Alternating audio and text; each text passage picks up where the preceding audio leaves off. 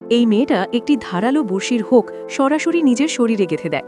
নৌকা চালিয়ে দূরে চলে যেতে থাকা লোকটা যখন দেখে মেয়েটি যন্ত্রণায় ছটফট করছে, তখন সে মায়া আর অপরাধ বোধ থেকে নৌকা ঘুরিয়ে ফিরে আসতে বাধ্য হয়।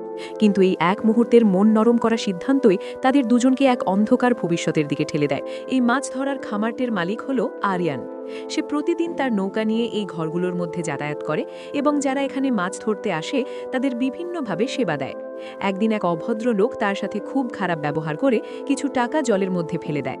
আরিয়ান শান্তভাবে জল থেকে সেই ভেজা টাকাগুলো তুলে নেয় এবং পরে সেগুলো খবরের কাগজ দিয়ে চেপে শুকোনোর চেষ্টা করে। তবে তার মনে ওই লোকটার প্রতি প্রচণ্ড ক্ষোভ জন্মায়। পরে সুযোগ বুঝে সে জলের নিচ থেকে এসে ওই লোকটাকে আক্রমণ করে, যদিও লোকটা কোনো মতে প্রাণ নিয়ে বেঁচে যায়। এরই মধ্যে সেই খামারে একজন রহস্যময় নতুন মানুষ আসে, যার সাথে ছিল একটি পাখির খাঁচা।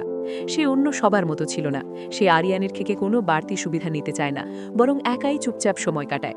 আরিয়ান দূর থেকে তাকে লক্ষ্য করত এবং তার প্রতি এক ধরনের মায়া অনুভব করতে শুরু করে, কারণ আরিয়ান এই নোংরা জগতের বাইরে একটা পবিত্র সম্পর্কের স্বপ্ন দেখত। কিন্তু আসলে ওই লোকটা ছিল একজন পলাতক খুনি।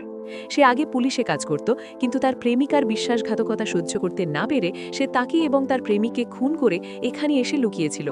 নিজের অপরাধ বোধ থেকে একদিন রাতে সে নিজের মাথায় পিস্তল ঠেকিয়ে আত্মহত্যা করতে যায়।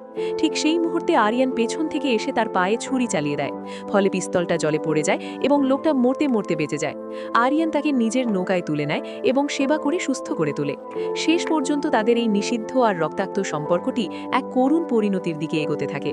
নেক্সট পার্ট দেখতে সাবস্ক্রাইব করে কমেন্ট করুন।